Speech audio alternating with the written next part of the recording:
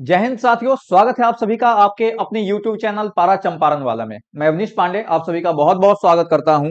और आज हम करने वाले हैं आगे के जीके जीएस के सवालों को। खास करके हम लोग सवाल को देख रहे हैं और हम लोग जो है न्यूमेरिकल के साथ देख रहे हैं, ताकि आने वाले समय में जो एएलपी या फिर रेलवे ने जो अपनी वैकेंसी निकालने वाली है उसमें आपको किसी भी प्रकार का कोई दिक्कत ना हो। लेकिन एक चीज ध्यान रखिएगा, भले ही लिखा हुआ है साइंस जो है वो सबके लिए होता है। अगर आप रेलवे वाले साइंस को पढ़ लेते हैं तो बाकी सारे साइंस यूं चुटकियों में आपको बन जाएंगे। इसलिए समझिए कि इसको पढ़ने का मतलब है कि आप किसी भी एग्जाम की तैयारी क्यों ना कर रहे हो, साइंस में आपको दिक्कत होने वाली नहीं है। चलिए हम लोग शुरू करते हैं। सबसे पहला सवाल आपको जो है बोर्ड पे दिखाई दे रहा होगा।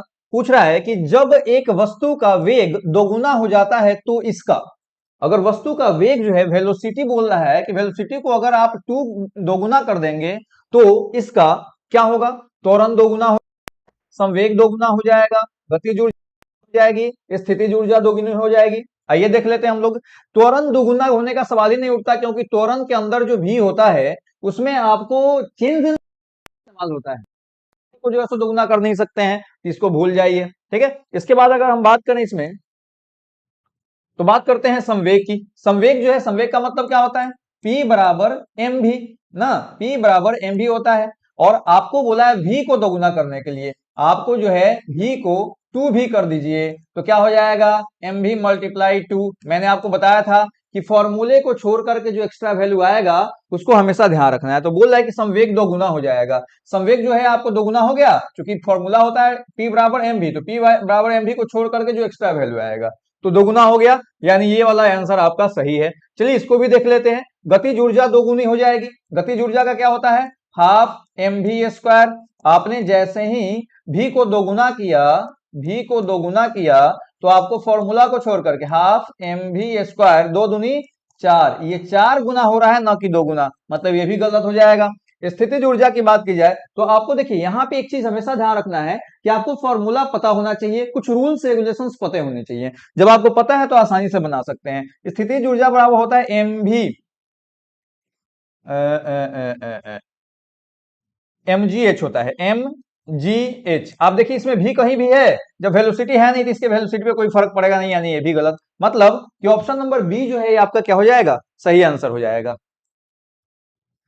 अगला प्रश्न बोल रहा है, क्या बोल रहा है अगला प्रश्न, बोल रहा है कि दो असमान द्रव्यमानों की गतिज ऊर्जा समान है तब अधिक द्रव्यमान का आवेग, जब दो द्रव्यमानों की गतिज ऊर्जा समान है तो अधिक द्रव्यमान का आवेग जो होगा वह क्या होगा, आपसे यह पूछा जा रहा है। अब एक बात बताइए, जैसे मान लिए कि दो वस्तु है, ठीक है, दो असमान द्रव्यमान, इन दोनों का द्रव्यमान जो है अलग अलग है, तो थोड़ा सा साइज बड़ा कर लेते हैं। दोनों का द्रव्यमान जो है अलग अलग, एक छोटा है एक बड़ा है, असमान द्रव्यमान की गतिज ऊर्जा समान है, लेकिन इनकी जो गतिज ऊर्जा है इसका भी हाफ एम वी स्क्वायर और इसका भी हाफ एम वी स्क्वायर है। तब अधिक द्रव्यमान का आवेग, तब पूछ रहा है कि इसमें जो जिसका द्रव्यमान ज्यादा है, जिसका द्रव्यमान ज्यादा है उसका आवेग की, उसके आवेग के ऊपर क्या प्रभाव पड़ेगा। ठीक है, द्रव्यमान ज्यादा है तो आवेग के ऊपर क्या प्रभाव पड़ेगा। तो देखिए सामान्य तौर पे होता यह है कि आवेग और संवेग जो होते हैं इनके मात्रक सेम ही होते हैं, यानी कि इसका वैल्यू आपको सेम लेना है। तो P बराबर होता है, क्या होता है, एम भी। अब एक बात बताइए, क्या एम जो है द्रव्यमान है और द्रव्यमान बढ़ेगा तो आपको संवेग बढ़ेगा या नहीं बढ़ेगा, संवेग बढ़ेगा तो आपका जो है सो आवेग भी क्या हो जाएगा, संवेग बढ़ेगा तो आवेग भी आपका क्या हो जाएगा, बढ़ेगा। और आपको अगर दोगुना क्या बोला है, दोगुना करने पर बोला है, अच्छा सीधा पूछ रहा है कि बढ़ेगा या घटेगा। तो आप बताइए कि अगर आप मास को दोगुना कीजिएगा, तीन गुना कीजिएगा, यानी मास को बढ़ाइएगा तो संवेग आवेग अपने आप बढ़ जाएगा, यानी ऑप्शन नंबर बी जो होगा वह सही आंसर होगा। ठीक है, अगला प्रश्न आपका दिखा नहीं, अगला प्रश्न आपका क्या कह रहा है, अगला कह रहा है कि भैया ये बात बताइए कि क्या बताना है आपको, 1 किलोग्राम राशि का वजन है, 1 किलोग्राम राशि जो होता है उसका वजन क्या होता है, यह आपसे पूछा गया है। ठीक है, तो एक बात बताइए, इसको आप बताइए फटाक से, तब तक हम आपको बताते हैं, जल्दी से बताइए इसको। 1 किलोग्राम राशि का वजन जो होगा वह क्या होगा, कमेंट करिए आप 1 मिनट के भीतर, जल्दी से कमेंट करना है आपको, आप कमेंट करें।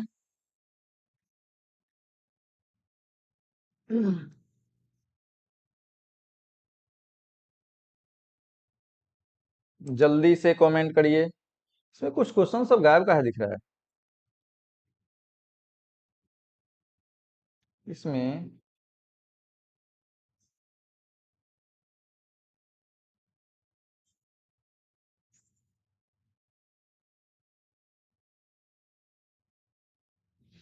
चलिए, अब एक बात बताइए, सामान्य तौर पे अगर हम बोले तो किसी वस्तु का वेट बराबर क्या होता है? किसी भी वस्तु का वेट जो होता है वो होता है mg। नहीं, अब एक बात बताइए, m कितना दिया हुआ है? 1 किलोग्राम। 1 किलोग्राम।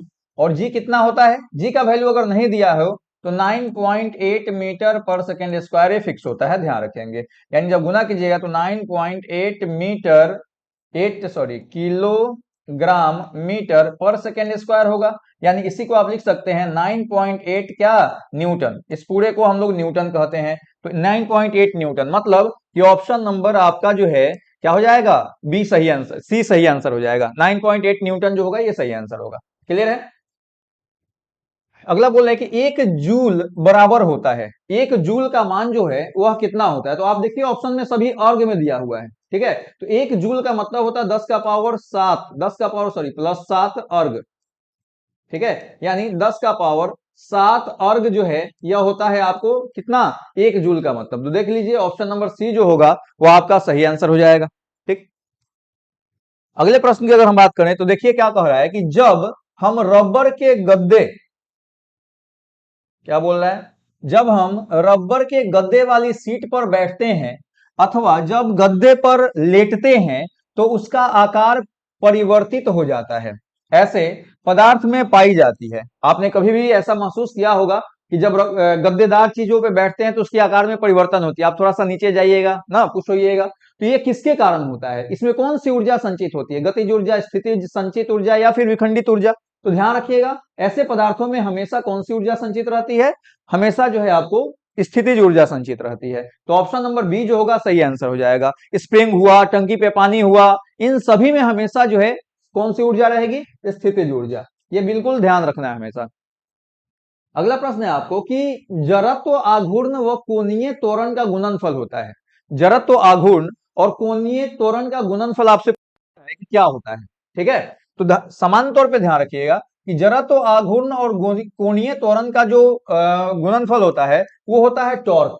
टॉर्क जो है बल आघूर्ण इसको कहते हैं। क्या कहते हैं? बल आघूर्ण कहते हैं। यानी कि आंसर हो जाएगा आपका बल आघूर्ण, ठीक है। चलिए, अगला प्रश्न है आपका कि गोल आंतरिक कोणा कहा जाता है। जैसे सामान्य तौर पे कोना जो होता है कुछ इस तरह का होता है, लेकिन यहां बोला है कि अगर ये कोना जो है यह इस तरह का हो यानी गोल हो तो उसको हम लोग क्या कहते हैं? तो ध्यान रखिएगा, उसको हम लोग फिलेट कहते हैं। इस प्रकार का जो कोना होगा उस कोने को क्या कहा जाता है? फिलेट कहा जाता है। ये हमेशा आप ध्यान रखेंगे। अगला प्रश्न कह रहा है, ये बात बताइए कि एक रेल की पटरियों के नीचे चौड़े लकड़ी के पट्टे लगाए जाते हैं। रेल की जो पटरियां होती हैं, रेल की पटरियां, उसके नीचे आप देखिएगा कि चौड़े पट्टी के ऊपर रेल की पटरियां होती हैं, ठीक है। चौड़ाई थोड़ी सी ज्यादा होती है। पूछ रहा है कि ऐसा काहे किया जाता है? भैया ये बात बताइए, काहे ऐसा किया जाता है? तो जरा सोच के देखिए, ट्रेन का वजन कितना होता है? ट्रेन का वजन बहुत टन होता है। किसी एक बोगी का वजन जो है 160 टन के आसपास होता है। तो अब सोचिए कि पूरी ट्रेन की जो है सो वजन कितनी ज्यादा होगी। तो उस दौरान जब ट्रेन इस पर चलेगा, केवल हम लोहा अगर बिछा दें, ट्रेन चलेगा तो क्या हो जाएगा? लोहा धंस जाएगा। क्यों? क्योंकि दाब बहुत ज्यादा होता है। हम जैसे ही नीचे पटरी डाल देते हैं तो अब क्या होता है कि उसका दाब जो होता है, प्रेशर जो होता है, क्षेत्रफल नीचे बढ़ गया। तो क्षेत्रफल बढ़ने से प्रेशर क्या होता है? घट जाता है। भैया एक बात बताइए, दाब बराबर क्या होता है? बल बटा क्षेत्रफल। बल बटा क्षेत्रफल। और हमने क्या बोला कि जैसे ही क्षेत्रफल बढ़ाइएगा बल दाब क्या हो जाएगा? घटेगा। नीचे वाला जब बढ़ेगा तो अपने आप टोटल वैल्यू घट जाएगी। तो यहाँ पे आपको दाब बढ़ाने के लिए ऐसा किया जाता है, गाड़ी द्वारा उत्पन्न दाब को कम करने के लिए। बिल्कुल, गाड़ी जो दाब उत्पन्न करती है उसको कम करने के लिए क्या करते हैं हम लोग? उसके क्षेत्रफल को यानी कि नीचे जो है पटरियां लगा देते हैं और चौड़ी पटरियां लगा देते हैं। ऑप्शन नंबर डी जो होगा वो सही आंसर होगा। अगला है कि रेल पथ में फिश प्लेट का काम है। रेल पथ में जो रेलवे लाइन होता है, आपको देखिएगा कि दो लाइनों के बीच में मान लीजिए एक ही बार में यहां से दिल्ली तक इतना लंबा लोहा बिछाना तो पॉसिबल है नहीं, तो टुकड़ों टुकड़े में होता है। और यहाँ पे उसको जो है सो जहां ज्वाइंट होता है वहां पे फिश प्लेट लगाई गई होती है। आपसे पूछा गया है कि भैया ये बताइए कि रेल पथ में फिश प्लेट का काम क्या होता है, फिश प्लेट क्या करने का काम करता है, यह आपसे पूछा गया है। तो ध्यान रखिएगा, हमने क्या बोला, दोनों लाइनों को क्या कर रहा है, ये जोड़ रहा है, यानी दोनों लाइनों को जोड़ने के लिए इसका इस्तेमाल किया जाता है। ठीक है, यानी ऑप्शन नंबर ए जो होगा यह आपका सही आंसर हो जाएगा। आइए, अगला प्रश्न आपका कह रहा है कि इंजन से पावर आवेगों की शिथिल करने के लिए प्रयुक्त होता है। इंजन से पावर आवेगों को शिथिल करने के लिए, यानी कि पावर को कम करने के लिए, आवेग को कम करने के लिए क्या इस्तेमाल होता है भैया, क्लच प्लेट इसका इस्तेमाल करते हैं, क्लच का इस्तेमाल करते हैं। ऑप्शन ही आपका सही होगा। ये तो गाड़ी जो लोग चलाते हैं वो भी बता सकते हैं। अब आपसे पूछा गया है कि दो डंडों की लंबाई क्रमशः उतना तथा इतना है, तो डंडों की कुल लंबाई क्या होगी। सामान्य तौर पे एक चीज हमेशा ध्यान रखिएगा कि इस तरह का जब वैल्यू दिया हो तो आपको दशमलव के एक अंक तक ही बताना है। ठीक है, दशमलव के एक अंक तक अब जोड़िए, कुछ नहीं करना है, बोल रहा है कुल लंबाई। मान लीजिए ये डंडा है जिसकी लंबाई आपको 5.234 है, और आपको दूसरी डंडा है जिसकी लंबाई आपको 5.1 है, तो बोला कि कुल लंबाई क्या हो जाएगा, तो इस डंडे को उठा के यहाँ पे डाल दीजिए, ये कुल लंबाई हो गया। अब यानी कि 5.1 आपने क्या किया है, जोड़ दिया है, तो भैया जब जोड़ेंगे तो ये आ जाएगा 4 3 4 3 2 1 3.10। मैंने बोला कि हमेशा दशमलव के एक अंक आगे तक ही बताना होता है, तो दशमलव के एक अंक आगे यानी कि 10.3। देखिए 10.3 से भी ऑप्शन नंबर डी जो होगा वो आपका क्या हो जाएगा, सही आंसर हो जाएगा। ध्यान रखेंगे इस टोटल आंसर जो है यहाँ दिया हुआ है, लेकिन इस तरह के सवाल में कभी भी आप टोटल आंसर नहीं देंगे, हमेशा क्या करेंगे, आपको जो है दशमलव के जस्ट एक अंक बाद तक ही क्या आंसर आपको देना है, तो ऑप्शन नंबर डी जो होगा सही आंसर होगा। अगला है कि 1 किलोग्राम के एक पत्थर को 1 मीटर लंबे धागे के एक छोर से बांध दिया जाता है तथा उसे क्षैतिज वृत्त में घुमाया जाता है। यदि एक समान कोणीय वेग 2 रेडियन प्रति सेकेंड है तो धागे में तनाव कितना होगा। जैसे आप लोग देखते होंगे पॉलिथीन में बांध लिए पत्थर और ऐसे घुमा रहे हैं, ठीक है, तो उसी तरह की स्थिति जो है सो ये बोला है कि भैया एक पत्थर है, एक पॉलिथीन है, उस पर पत्थर घुमा दिए, बांध दिए, और इसको जो है सो घुमाया जा रहा है। ठीक है, और उस पत्थर का द्रव्यमान कितना है, मास कितना है, तो 1 kg है। धागे की लंबाई कितनी है, लंबाई धागे की कितनी है, तो देखिए आपको 1 मीटर है, 1 मीटर है, और आपको बोल रहा है कि एक छोर से बांध दिया जाता है तथा उसे क्षैतिज वृत्त में घुमाया जाता है, ऐसे ऐसे घुमा रहे हैं। यदि एक समान कोणीय वेग 2 रेडियन प्रति सेकेंड है, एक समान जो कोणीय वेग है वो कितना है, 2 रेडियन प्रति सेकेंड है, तो आपसे पूछा गया है कि भैया तो धागे का तनाव क्या हो जाएगा। तो भैया धागे का तनाव जो होता है, तनाव का एक फॉर्मूला होता है, क्या फॉर्मूला होता है, तो तनाव बराबर होता है mv²/r। ठीक है, एम यहाँ पे मास होता है, वी वेलोसिटी, और आर जो होता है उस धागे की लंबाई, धागे का डिस्टेंस, धागे का लंबाई होगा। लेकिन समस्या ये है कि हमको तो भी ही नहीं पता है, लंबाई तो चलिए हम लोग जो है इसको मान लेंगे, धागे की लंबाई, मास भी दिया लेकिन भी तो नहीं दिया हुआ है, तो भी पहले निकालना होगा। तो भी बराबर, नॉर्मली आपने सुना होगा वेग का फॉर्मूला, बहुत खूब सुना होगा आपने, मीटर पर सेकंड इसको कहते हैं, यानी कि दूरी बटा टाइम या फिर विस्थापन बटा समय, ये दोनों हम इस्तेमाल करते हैं। लेकिन यहाँ पर आपको जो है सो उस तरह का दिया नहीं, यहाँ पे तो कोणीय दूरी न चल रहा है जी। कोणीय दूरी का फॉर्मूला जो होता है वो क्या होता है, दूरी मल्टीप्लाई कोणीय वेग। ठीक है, अब कोणीय वेग आपका कितना दिया हुआ है, तो देख लीजिए, दूरी है आपका 1 मीटर, कोणीय वेग जो है 2 रेडियन प्रति सेकेंड है, 2 रेडियन प्रति सेकेंड, और रेडियन प्रति सेकेंड को ही मीटर प्रति सेकेंड भी कहा जाता है, यानी कि वेग हो गया 2 मीटर प्रति सेकेंड। कोई दिक्कत है, वेग जो है 2 मीटर प्रति सेकेंड हो गया। अब आप फाइंड कर लीजिए टेंशन क्या हो जाएगा इस पर, तो हो जाएगा मास दिया हुआ है 1, वेग दे दिया आपका 2, 2 का स्क्वायर कर दीजिए, ये भी दिया हुआ है आपका क्या, ये आर कितना दिया हुआ है, 1 दिया हुआ है भैया, अभी तो हमने बताया 1 दिया हुआ है, यानी 2 दूनी 4, टी बराबर हो गया 4। ये हो गया आपका क्या, टेंशन हो गया, यानी कि ये आपका आंसर होगा। देखिए यहाँ पे 4 न्यूटन कहीं दिया है, ऑप्शन नंबर सी जो होगा सही आंसर हो जाएगा। क्लियर है, चलिए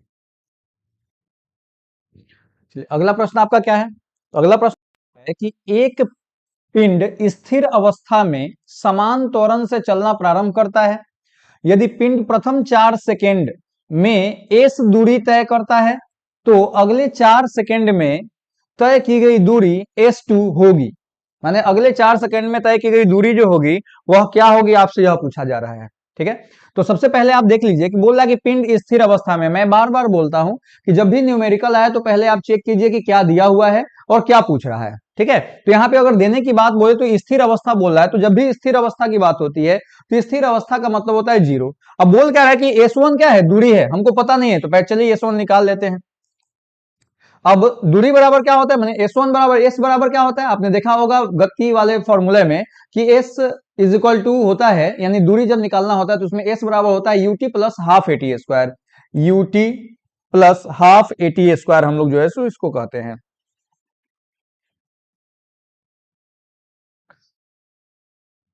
UT plus half AT square. अब बोला कि इनिशियल वेलोसिटी यानी स्थिर अवस्था से चल रहा है तो इनिशियल वेलोसिटी तो जीरो हो गया, तो टी भी क्या हो जाएगा, जीरो। यानी आप इसको लिख सकते हैं S1 बराबर हाफ AT स्क्वायर। मुझे नहीं लगता कोई दिक्कत होनी चाहिए, बिल्कुल दिक्कत नहीं होनी चाहिए। अगला बोला कि प्रथम 4 सेकंड में, और टाइम दिया हुआ है 4 सेकंड, यानी आपका S1 हो जाएगा हाफ, ये तो आपको पता नहीं है, टी दिया हुआ है आपका 4 सेकंड, तो 4 का स्क्वायर कर दीजिए, यानी हाफ ए 4 चौका 16, 2 से काटिएगा 8 मरतबे, मतलब S1 जो हो गया आपका क्या आ गया, 8A आ गया, ठीक है। चलिए इस इक्वेशन को हम लोग जो है सो जमा करके रखते हैं। अब बोल रहा है कि अगले 4 सेकंड में कितनी दूरी तय करेगा, तो भैया अगले 4 सेकंड कैसे पता चलेगा, अगर हम टोटल निकाल ले, टोटल में से अगला 4 सेकंड इसको घटा लेंगे तो निकल जाएगा, यानी कि हमको पहले टोटल निकालना होगा। तो मान लेते हैं हम कि टोटल डिस्टेंस जो है वह ST है, ठीक है। ST आपको बोल रहा है कितना कितना, 4 सेकंड ही है, 4 सेकंड है, यानी कि हो गया total 8 second. Initial velocity zero, यानी कि ये टोटल हो जाएगा जीरो, मतलब इसको भी हम कह सकते हैं हाफ AT स्क्वायर, डायरेक्ट कह लीजिए। टाइम दिया हुआ आपको 8 सेकंड, तो हाफ गुने A गुने 8 अठाई 64, 8 का स्क्वायर कीजिएगा, T स्क्वायर है तो 8 अठाई हो जाएगा 64, 2 से काटेंगे कितना मतलब है 32, यानी ये हो गया आपका कितना, तो हो गया 32A। क्लियर है। यानी आप देखिए कि आपको जो है प्रारंभिक 4 सेकेंड का दूरी निकल गया 8A, और टोटल दूरी जो है वह 32A है। तो एक बात बताइए कि क्या अंतिम दूरी पता नहीं चल जाएगा, यानी कि S2 बराबर क्या हो जाएगा, अब देख लीजिए यहां पे क्या होगा, S2 निकालने के लिए हमको क्या करना पड़ेगा, ST बराबर S1 प्लस S2 ना, यानी कि अब आपको जो है ये पता है, ये निकालना है, तो इसको रख लीजिए। S2 बराबर हो जाएगा ST माइनस S1। अब ST कितना है, ST दिया हुआ है आपको कितना, तो 32, ST दिया हुआ है आपका 32A, देख लीजिए। और आपका दूसरा क्या दिया हुआ है, दूसरा आपको दिया हुआ है S1 8A, यानी हो जाएगा ये कितना, 8 में से घटाइएगा इसको 32 में से हो जाएगा 24A, ठीक है। अब थोड़ा सा इसमें कंफ्यूजन ये है कि आप ध्यान से देखेंगे तो आपको बटा में दिखेगा, मतलब कि S2 बटा S1 आपसे पूछा जा रहा है, तो S2 आपका कितना है, S2 जो है अभी आप निकालें कितना आ गया 24A, S1 कितना है 8A, A से A कट जाएगा, ये 3 मरतबे, यानी कि S2 बराबर हो जाएगा 3S1, कहीं है S2 बराबर 3S1, यानी ऑप्शन नंबर ए जो होगा वह आपका क्या हो जाएगा, सही आंसर हो जाएगा। क्लियर है। ध्यान रखिएगा थोड़ा सा लेंदी है, लेकिन बारी बारी से आप देखते जाइएगा तो आपको आसानी से समझ में आ जाएगा। चलिए आगे हम बढ़ते हैं।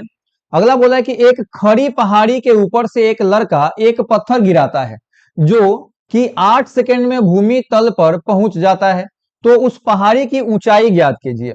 एक पत्थर जो है ऊपर से नीचे गिराया गया है, आपने गति के फॉर्मूले में पढ़ा होगा, H बराबर होता है UT plus half GT square, ठीक है। अब चूंकि ऊपर से गिरा रहा है तो इनिशियल वेलोसिटी तो जीरो हो जाएगा, यानी इसको लिख सकते हैं आप हाफ GT स्क्वायर। जी का वैल्यू आपको कहीं नहीं दिया हुआ है तो 9.8 मान लीजिए, ठीक है। यानी H बराबर हो जाएगा हाफ, G हो गया 9.8 मीटर पर सेकेंड स्क्वायर, और टाइम दिया हुआ कितना 8 सेकेंड, तो 8 का स्क्वायर करिएगा तो 8 नहीं हो जाएगा 64S स्क्वायर, सेकेंड से सेकेंड आपका कट गया, ठीक है। अब चलिए इसको इससे काटिएगा तो आपको आ जाएगा 32 मरतबा, मतलब 98 9.8 मीटर मल्टीप्लाई 32। अब इसको सॉल्व कर लीजिए आप, जो है सो कमेंट करके हमको बताइए कितना आ रहा है, कम से कम गुना भाग तो आप कर ही सकते हैं। तो ये जो होगा डिस्टेंस हो जाएगा क्या, इस पहाड़ी का डिस्टेंस, यहां से गिराया गया है पत्थर, तो ये जो है डिस्टेंस आपको पता चल जाएगा। हमको जो है गुना करके आप कमेंट करके बताइए।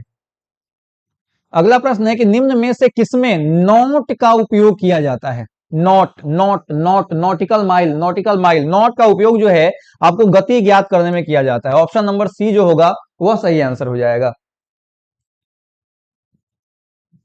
अगला आपको यही इंफॉर्मेशन है। बैच जो है बीपीएससी फाउंडेशन का बैच शुरू हो चुका है 1 बजे से, और जनरल फाउंडेशन का 11 बजे से शुरू हो चुका है, आप ज्वाइन कर सकते हैं।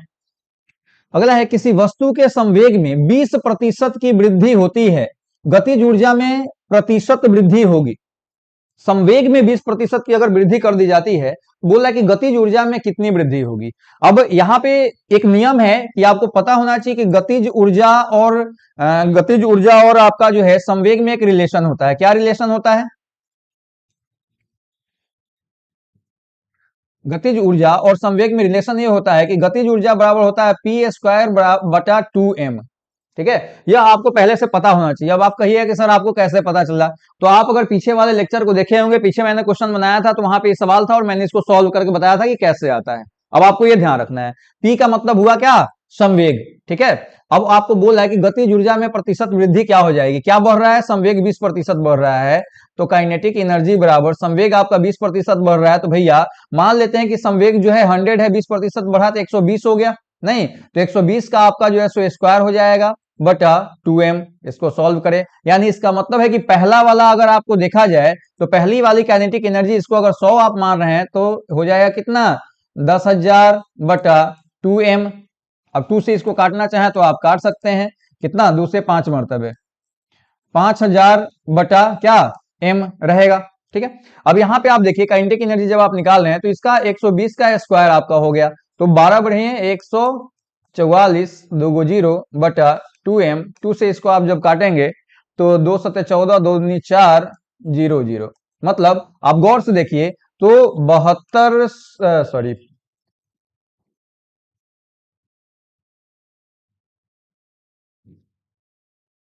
ये हुआ आपका कितना? 7200 बटा m, और ये कितना है? 5000 माइनस m बटा m, तो इसको घटा लीजिए 5000 बटा m। अब आपको बचेगा कितना? एक्स्ट्रा कितना वैल्यू आया, तो आप देख लीजिए कितना वैल्यू आ रहा है 2200, मतलब कि आपका जो है 2200 बटा 5000, और m से m आपका जो है सो कट जाएगा, गुने परसेंटेज निकालना है 100। अब आप सॉल्व करके हमको बताइए कि कितना परसेंटेज आ रहा है। यह जिम्मेदारी आपकी रही, मैं वहां तक पहुंचा दिया, कट कीजिएगा अपने आप, आपको जो है सो इसमें से आंसर आ जाएगा। आप कमेंट करके बताएं कि कितना आ रहा है। अगला प्रश्न है कि पिंड का भार शून्य नहीं होगा। पिंड का भार जो है भार शून्य नहीं होगा, कहां नहीं होगा? तो बताइए, पृथ्वी के केंद्र पर। याद होगा मैंने पीछे आपको बताया था कि पृथ्वी के सेंटर पर जो होता है वह किसी भी वस्तु का जो जी होता है वो 0 हो जाता है। तो एक बात बताइए, वेट का मतलब क्या होता है? वेट का मतलब होता है मास मल्टीप्लाई जी, और जी जब यही 0 हो गया तो टोटल वेट भी क्या हो जाएगा? 0, यानी कि यहाँ पे तो भैया होता है, मतलब ऑप्शन के अनुसार यह नहीं होगा। दूसरा बोल रहा है कि स्वतंत्र गिरने के दौरान, जब स्वतंत्र गिर रहा होगा तब भी उसमें कुछ ना कुछ वेट आपको प्रतीत होगा, पता चलेगा, यानी यह भी आपका शून्य नहीं होगा बोल रहा है, शून्य नहीं होगा, तो यह भी गलत हो गया। अगला है अंतराग्रहिक अंतरिक्ष में, अगर वह अंतरिक्ष में चला जाता है बहुत ऊपर की तरफ, तो वहां पे भी आपको जो है यह नहीं होगा। किसी घर्षणहीन सतह पर, घर्षणहीन सतह यानी कि फिसलनदार सतह जो है वहां पर उसका भार जो है शून्य नहीं होगा। इन सभी जगहों पर शून्य होगा, इस जगह पर उसका भार जो है शून्य नहीं होगा। फिसलन है तो उसका मतलब ये थोड़ी है कि वेट उसका 0 हो जाएगा, यहाँ पे रहेगा, यानी ऑप्शन नंबर डी जो होगा ये सही आंसर होगा। अगला प्रश्न है कि चंद्रमा की सतह से एक चट्टान को लाया जाता है तब, अगर चंद्रमा के सतह से किसी चट्टान को लाया जाता है, कहां लाया जाएगा? पृथ्वी पर, तब क्या होगा? इसका द्रव्यमान परिवर्तित हो जाएगा, इसका भार परिवर्तित हो जाएगा, किंतु इसका द्रव्यमान आधे है। दोनों भार एवं द्रव्यमान परिवर्तित हो जाएंगे, दोनों द्रव्यमान एवं भार वहीं रहेंगे। तो भैया एक चीज हमेशा जान लीजिए, द्रव्यमान कभी परिवर्तित नहीं होता, लेकिन भार जरूर परिवर्तित होता है। तो यहां बोला द्रव्यमान परिवर्तित हो जाएगा, गलत बोल दिया। यहां बोला दोनों भार और द्रव्यमान दोनों परिवर्तित, द्रव्यमान मैंने बोला कभी परिवर्तित नहीं होगा, गलत हो जाएगा। यहां भी द्रव्यमान बोला है वहीं रहेगा, ध्यान रखिएगा, द्रव्यमान वहीं रहेगा, तो बात तो सही है वहीं रहेगा, लेकिन यहां बोला कि भार भी वहीं रहेगा, नहीं, भार क्या होगा? परिवर्तित होगा, यानी इसका द्रव्यमान भार परिवर्तित हो जाएगा किंतु द्रव्यमान यहां पे लगा लीजिए नहीं। ठीक है, यानी ऑप्शन नंबर बी जो होगा वह सही आंसर हो जाएगा। अगला है, बादलों की दिशा एवं गति को मापने वाला यंत्र कहलाता है। इसमें से किस यंत्र के द्वारा हम लोग बादलों की गति और दिशा को मापते हैं? तो ध्यान रखिएगा, ये जो नोफोस्कोप है, नोफोस्कोप, इसके द्वारा हम लोग बादलों की दिशा एवं गति को मापने का काम करते हैं। चलिए, खत्म हो गया। ये सवाल थे आपके, इसको आप बना लेंगे। और देखिए, मैंने 2 सवाल आपके लिए भी छोड़ा है कि भैया इसको गुना करके कमेंट करके बताइए। मैंने सारा प्रोसेस कर दिया है, बस गुना करने की जिम्मेदारी आपकी है। थोड़ी सी जिम्मेदारी आप भी उठाइए, सारा काम हम ही करेंगे तो कैसे चलेगा। मिलते हैं हम लोग फिर इसी चैनल पर, तब तक स्वस्थ रहें, मस्त रहें, अपने पढ़ाई में व्यस्त रहें। Thank you.